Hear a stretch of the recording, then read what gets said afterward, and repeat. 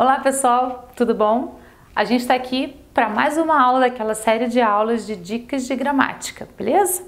Hoje a gente vai falar um pouquinho sobre os porquês e algumas outras palavras que às vezes geram algumas dúvidas aí na hora da gente produzir o nosso texto. Se você gostar da aula, dá um joinha aí no nosso canal e se inscreve, né? Se você quiser, também pode ativar o sininho que tem aí embaixo para que você possa receber notificação de todas as aulas novas que a gente for postar, ok? Então vamos para a aula. Existem 4 maneiras diferentes da gente escrever a palavra porquê, né? E em cada uma delas a gente tem uma significação diferente, por isso que não pode errar, não é aleatório, né? Então a gente vai ver os casos em que a gente escreve o porquê de uma forma ou de outra forma, ok? Então vamos lá. O porquê junto e sem acento. A gente vai utilizar esses porquês quando a gente for dar algum tipo de explicação na frase, né? Ele é uma conjunção explicativa, a gente então vai utilizar quando a gente for dar algum tipo de explicação ou também numa relação de causa e consequência, a gente pode utilizar esse porquê. Ele também é um porquê das respostas, certo? O porquê da pergunta é o porquê separado e sem acento quando ele vier no início da pergunta, no meio da pergunta.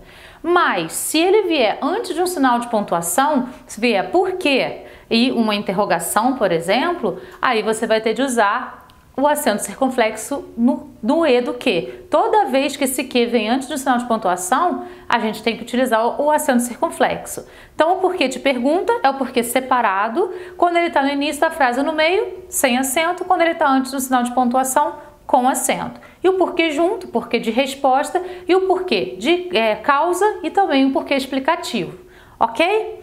O outro porquê, que é o junto e com acento, esse porquê ele é um substantivo, então ele vai sempre vir precedido de um determinante. Pode ser o, pode ser seu, qualquer tipo de determinante. Então a gente vai ter frases como: gostaria de saber o porquê de seus atos.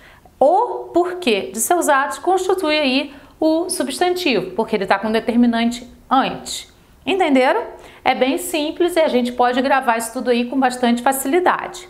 Certo? Outra palavrinha que gera bastante dúvida é a utilização do mal com L e do mal com U. A gente pode fazer um teste, né? A gente pode falar, fazer o mal com L, ele é o contrário de bem. Sim? Então a gente pode utilizar lá na hora da frase, tá com dúvida, você fala mal, bem. Se o bem der sentido na frase, é porque é esse mal com L aí, ok? E a gente também tem o mal com U, que é o contrário de bom. Então a gente pode fazer o mesmo teste lá na frase, a gente está com dúvida e aí a gente pensa, peraí, é mal, bom, substituindo a gente consegue fazer. Vamos ver alguns exemplos. O mal político venceu as eleições. Mal com U ou com L? O bem político venceu as eleições? Não dá certo. Então o bom político venceu as eleições? Daria certo, então é mal com U, né? Agora no caso, o mal sempre perde para o bem. Aí já tá na cara, né? Mal e bem já estão na mesma frase, já ficou o mal com L.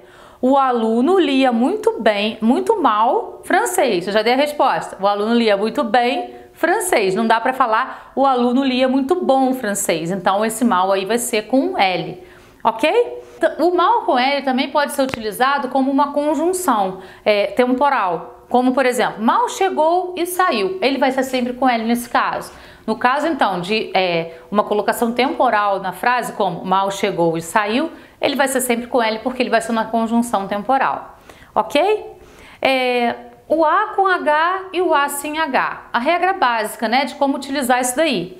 O A com H ele é do verbo haver e ele vai indicar tempo decorrido. Então, sempre que eu for querer indicar tempo na minha oração, eu vou utilizar o A com H. Tipo, há anos que não como lentilha. Há anos, tempo decorrido. Então, esse A é com H.